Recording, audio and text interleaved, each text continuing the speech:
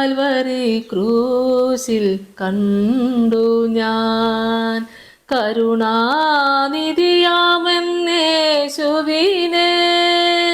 കനുവിൽ കരം നീട്ടി തളരാതെ എന്നെ അനുദിനം മരുവിൽ നടത്തുന്നവൻ. കനുവിൽ കരം നീട്ടി തളരാതെ എന്നെ അനുദിനം മരുവിൽ നടത്തുന്നവൻ. കർത്താവിൽ എനിക്ക് ഏറ്റവും പ്രിയപ്പെട്ടവരെ, 70-ാം സങ്കീർത്തനം അതിൻ്റെ 5-ാം വാക്യം നമുക്ക് വായിക്കാം. ഞാനോ എളിയവനും ദരിദ്രനുമാകുന്നു, ദൈവമേ എൻ്റെ അടുക്കൽ വേഗം വരണമേ. നീ തന്നെ എൻ്റെ സഹായവും എന്നെ വിടുവിക്കുന്നവനുമാകുന്നു, യഹോവേ താമസിക്കരുതേ. സ്തോത്രം.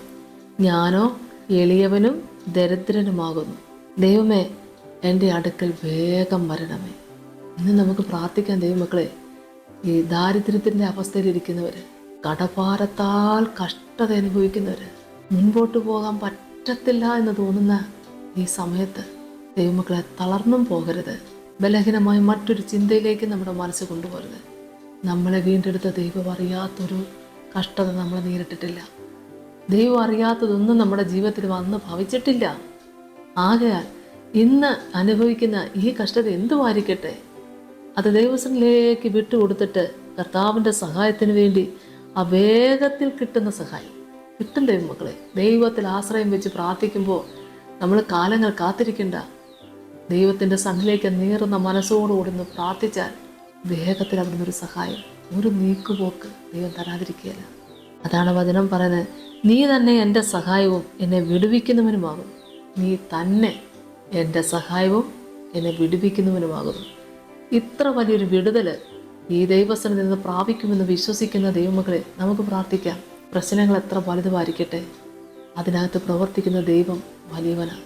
ആമേൻ, സ്തോത്രം. ദൈവം ആ വിഷയം ഏറ്റെടുത്തിട്ടുണ്ടെന്ന് നമുക്ക് ബോധ്യം വന്ന സമാധാനമായി, നമുക്ക് സന്തോഷമായി. കാരണം ദൈവത്തിൻ്റെ സഹായം ഒരിക്കലും മാറത്തില്ല. നമ്മുടെ കണ്ണുനീര് കണ്ടിട്ട് ദൈവം മാറിപ്പോകത്തില്ല. നമുക്ക് വിശ്വസിച്ച് പ്രാർത്ഥിക്കാം. ആ വിഷയത്തിന്മേൽ ദൈവം ഇടപെടട്ടെ. സ്തോത്രം. കർത്താവേ, കരുണാസമ്പന്ന എൻ്റെ സ്വർഗീയ നല്ല ദൈവമേ, എൻ്റെ ദൈവത്തിൻ്റെ സഹായത്തിന് വേണ്ടി അപേക്ഷിക്കുക. കർത്താവേ, സഹായത്തിന് വേണ്ടി പല വാതിലും മുട്ടി, പലരോട് ചോദിച്ചു, പലരെ ആശ്രയിച്ചു, പലരെയും പ്രതീക്ഷിച്ചു, പ്രതീക്ഷയോടെ കാത്തിരുന്ന നാളുകൾ.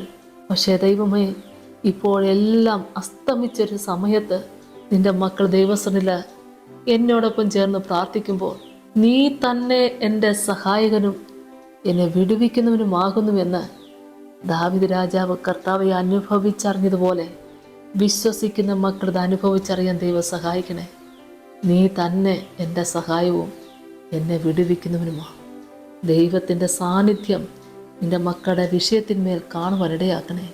ദൈവത്തിൻ്റെ കരം ആ വിഷയത്തിന്മേൽ ഒന്ന് തൊടണേ കർത്താവേ, ഒന്ന് തൊടണമേ.